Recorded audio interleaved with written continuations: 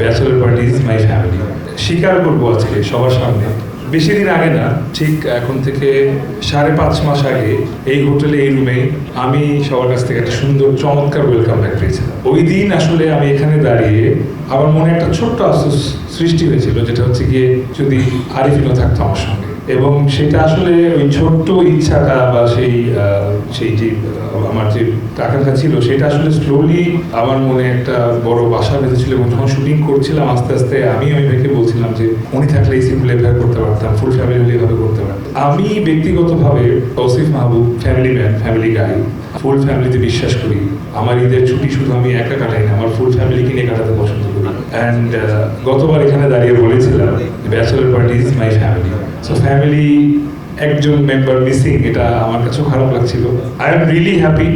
আজকে মনে হচ্ছে ঈদের 8 দিন আগে ঈদ হয়ে গেল, because the full family is back and in panjabi, and আমরা কোলাগুলি করছি। So Eid Mubarak to all and welcome back. Welcome. একসঙ্গে চোখ লাল হবে ইনশাআল্লাহ।